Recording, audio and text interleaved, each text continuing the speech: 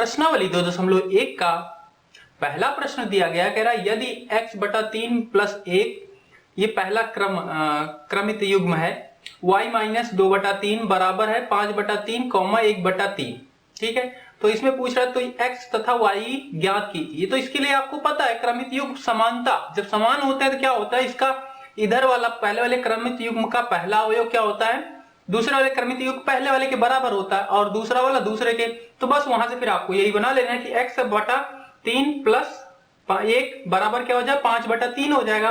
और फिर एक हल का ही लेखा है 5 बटा 3 बराबर 5 x बटा 3 बराबर 5 बटा 3 माइनस 1, और फिर जब माइनस हो जाए 3 हो जाए 3 5 में से 3 जाए 2 बटा 3 5 बटा x बटा 3 और 3 कहती जाए गुना होए तो 3 से 3 कैंसिल हो जाए, यानी कि x के मान का आएगा 2 आएगा।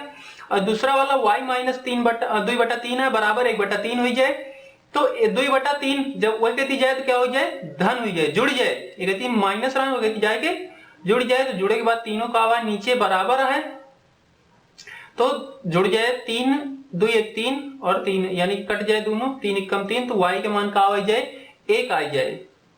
इसके बाद दूसरा प्रश्न दीन का है, दूसरा नंबर वाला, यदि समुच्चय A में 3 अवयव हैं तथा समुच्चय B में 2 3 4 5 अवयव लिख के दे दिए गए हैं, तो A क्रॉस B में अवयवों की संख्या ज्ञात कीजिए। तो इसके लिए मैंने बताया था क्या होता है कि जब A वाले में कितने अवयव हैं उनकी संख्या गुना B वाले में कितने अवयव हैं उनकी संख्या। तो A वाले में बता रहा है 3 है और B वाले में भी 3 है, तो यानी कि A गुना B में अवयवों की संख्या कितनी होगी 3 त्रिक का 9, A गुना B कह दे बस। तीसरा प्रश्न है यदि G बराबर 7 8 और H बराबर 5 4 3 तो GH और HG ज्ञात कीजिए। तो इमा दीन है आपका, तो दुई समुच्चय दिन बाटे पहले G और H का लिख लेते ही 7 8 है और H है आपके 5 है 4 है 2 है, ठीक है, और G गुना H निकाले का है। एक का करेगा पहला अवयव ले, एक है पहला अवयव ओके का बनावा क्रमित युग्म बनवा बस। तो पहला अवयव एक ले लिहिन और ओके पहला, फिर एक है पहला, फिर ओके दूसरा,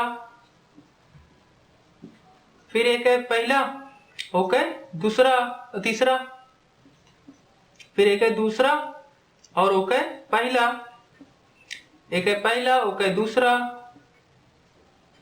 एक है पहला ओके तीसरा, बात खत्म। तो ई हो गया का क्रमित युग्म, जी एच के हो गया और एच जी के हो जाए। एमा का हो एच वाले का पहले लिखा जाए और का बाद में, तो पहले 5 लिखबा, फिर एक है पहला, फिर 5 एक है दूसरा, फिर 4 फिर एक है पहला, फिर 4 फिर एक है दूसरा, फिर 2 एक है पहला और फिर 2 एक है दूसरा। तो 9 यहुम बने 9 यहुम बने, नहीं सॉरी एमा 2 बाटा एमा का बाटा 3, तो 3 दूनी 6 यहुम बने 6 यहुम बने। चौथा प्रश्न है बतलाए कि निम्नलिखित कथनों में से प्रत्येक सत्य है अथवा असत्य, यदि कथन असत्य है तो दिए गए कथन को सही बनाकर लिखिए। जेमस पहले दिन गया यदि P बराबर समुच्चय बटे mn q बराबर nm, तो PQ इसका गुणा जो आएगा वो क्या होगा m ब्रैकेट के अंदर m n, पहला क्रमित युग्म और दूसरा nm, बस यही हुए, नहीं गलत है, असत्य है तो सत्य क्या हो जाए वो लिखे का है। तो यह चौथा का पहला, तो ये तो है असत्य, ठीक है। अब सही का हुआ है, सही है का सही हुए P गुणा Q बराबर हो जाए का पहले P वाले के अवयव पहला अवयव और Q वाले के पहला अवयव, तो Q वाले के n है, फिर पहले वाले के पहला दूसरे वाले के दूसरा, ठीक है, फिर पहले वाले के दूसरा और दूसरे वाले के पहला, फिर पहले वाले के दूसरा दूसरे वाले के दूसरा। तो कई अवयव हुए क्रमित युग्म हुई है 4 हुई है, तो ये एक सही है।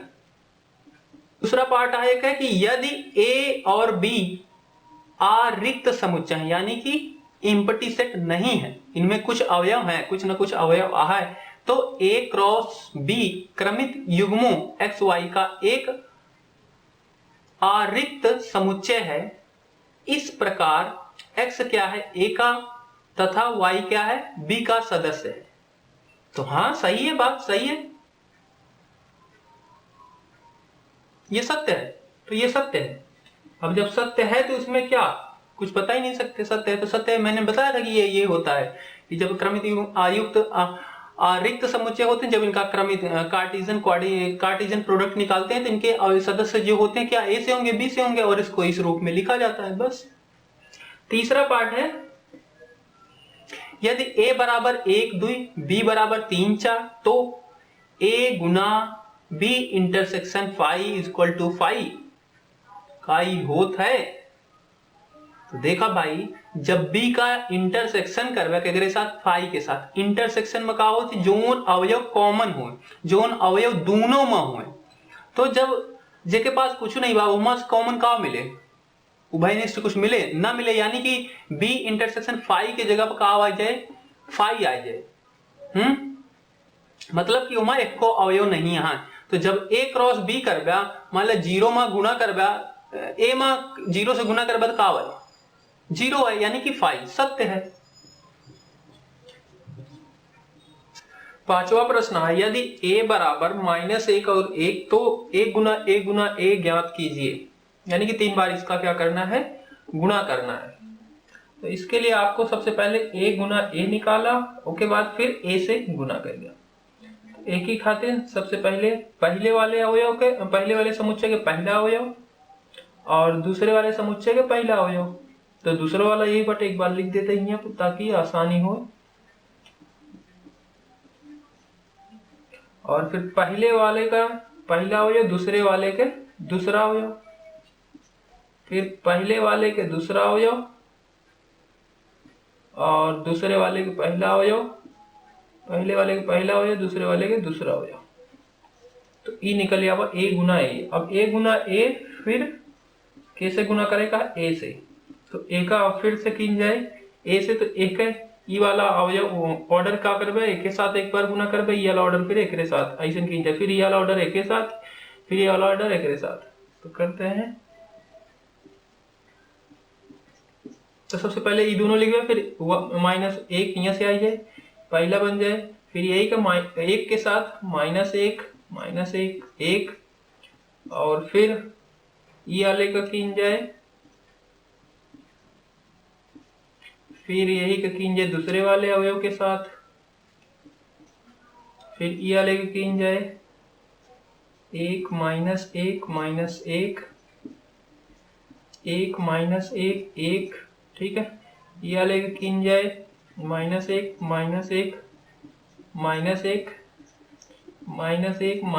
और 1। तो इस तरह से आ जाए कि a गुना a ई बन जाए। छठा दिन है यदि a गुना b बराबर ax ay bx by तो a तथा b ज्ञात कीजिए। a गुना x बराबर समुच्चय के अंदर का हुआ है, यह है ax ay bx by और a और b समुच्चय ज्ञात करेगा, निकालेगा। तो एक ही खातिर निकाल रहा है, पहले वाले के ऑर्डर के पहला अवयव लिख लिया ए वाले में, बी वाले में पहले वाले के दूसरा ऑर्डर लिख लिया। ठीक है, अब देखा अगले वाले में का हुआ ए बटे, यानी कि यही वाला बटे, और का हुआ दूसरे वाले के दूसरा अवयव है, यानी कि दूसरे वाले के दूसरा अवयव वाई होगा। फिर बी है तो यानी कि पहले वाले समुच्चय के हुए, फिर एक्स है यानी कि लिख चुके हैं बी में, वाई है यानी कि ई का हुआ है, ये दो समुच्चय से बना बटे गुना करके। सातवां प्रश्न दिया गया है, मान लीजिए कि a बराबर 1 2 b बराबर 1 2 3 4 c बराबर 5 6 d बराबर 5 6 7 8। सत्यापित कीजिए कि पहला दिया गया a गुना b इंटरसेक्शन c बराबर a गुना b intersection a Guna c। तो इसके लिए आपको क्या करना होगा, पहले लेफ्ट हैंड साइड को हल करोगे, फिर राइट हैंड साइड को हल करोगे, और दोनों के वैल्यू जो आएंगे रिजल्ट उन्हें क्या करोगे, इक्वल दिखाओगे। तो चलो लेफ्ट हैंड साइड करते हैं। लेफ्ट हैंड साइड में दिया ए गुना बी इंटरसेक्शन सी। सबसे पहले बी इंटरसेक्शन की सी कर लेते हैं। तो बी आपका ये रहा, सी ये रहा। बताओ इनमें कोई भी अवयव है जो उभयनिष्ठ है, जो दोनों में है? नहीं है, यानी क्या है, फाई है। एक भी अवयव ऐसा नहीं है जो दोनों में है। तो किसी का गुना करोगे फाई के साथ तो क्या आता है, ये रहा आपका ए में ये अवयव है, इसका मतलब इसमें एक भी अवयव नहीं है।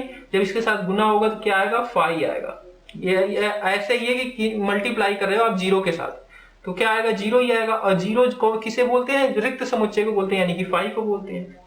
ठीक है, अब राइट हैंड साइड को देखते हैं। राइट हैंड साइड में आपका दिया गया ए गुना बी।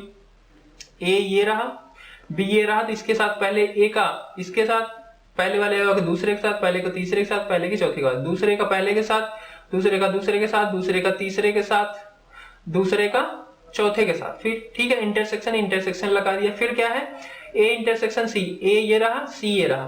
तो पहले के साथ, पहले का दूसरे के साथ, दूसरे का पहले के साथ, दूसरे का पहले के साथ, दूसरे के साथ। ठीक है, ये आ गया। अब इनके बीच में देखो कोई भी अवयव ऐसे हैं जो दोनों में है, उभयनिष्ठ इंटरसेक्शन सर्वनिष्ठ। तो 1 1 है इसमें, 1 1 2 1 2 1 4 2 1 2 2 3। एक भी अवयव ऐसा नहीं है कि जो दोनों में, यानी इसका भी क्या आया, फाई आया। तो लिखोगे अतः LHS इक्वल टू RHS सत्यापित है।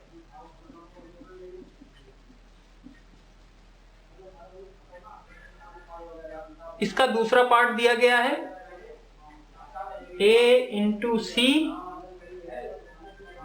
B इंटू डी का एक उप समुच्चय है।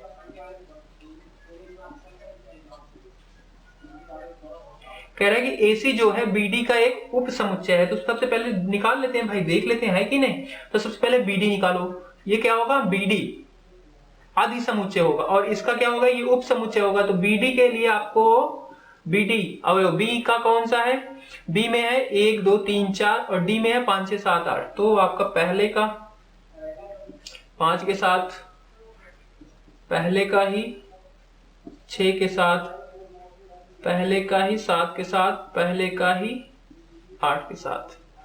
ठीक है, फिर दूसरे का 5 के साथ, दूसरे का 6 के साथ, दूसरे का 7 के साथ, दूसरे का ही 8 के साथ, तीसरे का 5 के साथ, 6 के साथ, 7 के साथ, चौथे का 5 के साथ, चौथे का 6 के साथ, चौथे का 7 के साथ, चौथे का ही 8 के साथ। ठीक है, इसे आप लिख लिया। अब क्या निकालना, AC A into C. AC में देखो क्या क्या है, A में 1 2 है और C में 5 6, यानी कि 1 5 1 6 2 5 2 6। अब इनके जो अवयव हैं देखो, ये सारे अवयव क्या इसके अंदर हैं, 1 5 है, ये पहला ही है। ठीक है, 1 6 भी है, 2 5 2 5 2 6 2 6। हाँ जी, ये सही है, ये जो कह रहा है उभयनिष्ठ है। तो लिख दोगे कि AC BD का एक उभयनिष्ठ है, बस बात खत्म। किया गया है, मान लीजिए कि A बराबर 1 2 B बराबर 3 4 और A गुना B लिखिए। A गुना B के कितने उप समुच्चय होंगे उनकी सूची बनाइए। आपको उनको बताना भी है कितने उप समुच्चय होते हैं। उप समुच्चय के लिए मैंने बताया था क्या होता है। तो पहले मैं A गुना B निकाल लेता हूं। A क्या है, 1 2 है, B क्या है, 3 4 है। A गुना B क्या होगा, 1 3 1 4 2 3 2 4। अब कह रहा है कि इसके उप समुच्चय कितने होंगे। ठीक है, उनकी सूची बनाइए। तो कितने होंगे उप समुच्चय, तो उसके लिए क्या था, 2 की पावर n। n क्या होता था, उस जिस समुच्चय का आपको बताना है उसके कितने उप समुच्चय, इसका बताना है तो उसके अवयवों की संख्या। तो यहाँ पे कितने अवयव है, 1 2 3 4, यानी कि n की जगह पे आप 4 रखोगे। तो 2 गुना कितनी बार, 4 बार। इसे हल करो, 2 दूना 4, 2 दूनी 4, 4 चौक 16, यानी कि कितने अवयव होंगे, उप समुच्चय होंगे, 16 होंगे। 9वां प्रश्न है, मान लीजिए कि a और b दो समुच्चय हैं जहां na बराबर 3 nb बराबर 2, यदि x1 y2 z1 a गुना b में है तो a और b को ज्ञात कीजिए जहां x y और z भिन्न भिन्न अवयव हैं। तो भाई इसमें आपको na दिया गया, nb दिया गया है, मतलब a समुच्चय में कितने अवयव हैं, 3 हैं, b समुच्चय में 2 हैं, और उनके क्या है, क्रमित युग्म दिए गए हैं कुछ, ठीक है, किसके, a गुणा b के। तो जो ये क्रमित युग्म है उन्हीं में से आपको बताना है कि a और b समुच्चय क्या होंगे। तो पहले क्रमित युग्म को कैसे लिखते हैं, पहले वाले का अवयव फिर दूसरे वाले का अवयव। यहाँ पे लिखा गया a गुना b, यानी कि पहला जो अवयव है वो a का है, तो पहला x लिखा गया है, तो x अवयव क्या होगा, a का होगा। फिर क्या लिखा, इसके साथ 1 लिखा, यानी कि ये किसका होगा, b वाले का होगा, ठीक है। दूसरा जो क्रमित युग्म में दिए गए उसमें y है, तो y क्या होगा, x का होगा, और 2 है, यानी कि ये क्या होगा, b का होगा। अच्छा जी, तीसरा दिया गया है, z दिया गया है, तो z क्या होगा, a का होगा, और z के साथ क्या दिया गया है, 1 दिया गया है, 1 तो पहले ही लिख चुके हो, ठीक है। तो इस तरीके से आपकी क्या हो गई, ये पूरी हो गई a और b। a में बताया था कितने अवयव हैं, 3 है, तो 3 हो गए, b में कितने हैं, 2 हैं, तो 2 हो गए। तो बस यही था आपका 9th वाला क्वेश्चन। 10वां है, कार्तीय गुणन a गुना 1 में 9 अवयव है, मतलब बताया गया कि a गुना 1 करोगे इसमें कितने हैं, 9 अवयव हैं, ठीक है। जिसमें पहला क्या है, -1 और 0 तथा 0 1 भी है, मतलब इन्हीं के अवयव ये भी हैं। समुच्चय a ज्ञात कीजिए तथा a गुना a के शेष अवयव भी ज्ञात कीजिए। आपको समुच्चय a को भी बताना और a गुना a के जो बाकी अवयव बचे हुए हैं उन्हें भी बताना। यहाँ पे 2 अवयव बाकी दिए गए हैं, ठीक है, यानी है कितने, 9 है, 9 में से यहाँ पे 2 दिए गए हैं, और ये a गुना a के ही है। तो सबसे पहले तो a को ज्ञात करना है, तो a क्या हो जाएगा भाई, तो यहाँ पे आपको a का पहले ही अवयव लिखा जाएगा, मतलब -1 आपको मिल गया है, ठीक है। फिर दूसरा जो इसका क्रमित युग्म में दिया गया a गुने a का या अवयव दिया गया है वो क्या है, -1 और 0 और 0 और 1। तो दूसरा जो है 0 1, तो उसका वो भी क्या होगा, इसी का ही होगा। और कुल मिला के बताया गया 9 अवयव है, यानी कि a कितने का है, 3 है, और दूसरा a भी 3 है, 3 त्रिक का 9, तभी 9 आया था, यानी कि 2 अवयव तो आपको मिल गए। तीसरा अवयव क्या हो सकता है, तो वहां पे अगर ध्यान से देखो तो आप, तो जब दूसरे वाले जो दिया गया 0 1 2 दिए गए ना, 1 और 0 और 1, तो इससे तो आपको पता चल रहा है कि एक अवयव है, इससे क्या पता चल रहा है, ये भी एक अवयव है, 2 अवयव तो मिल गया। तीसरा अवयव क्या हो सकता है, तो यहाँ पे a, दूसरा वाला भी a ही है, यहाँ पे 1 लिखा, यानी कि 1 भी क्या है, a का ही अवयव है। ये 3 अवयव बन गए, और 3 त्रिक का 9, यानी कि यही आपका क्या है, a समुच्चय है। अब आपको बताना है रिमेनिंग जो a गुने a के हैं अवयव, उनको निकालना है। तो आप इस a गुना a निकाल दो, तो ये हो जाएगा 1 -1 -1 0 -1 1, उसके बाद फिर 0 -1 0 0 0 1, ठीक है। फिर ये 1 -1 1 0 1 और 1, तो ये आपके बच जाए a गुना a। अब ये मत जो 2 छोड़ दिन करा होगा निकाल के बता दे, ये मत -1 ये वाला दिन रहा ना, 0 और 1, ये दोनों को निकाल के लिख दे, ये है रिमेनिंग शेष अवयव ये है, बात खत्म।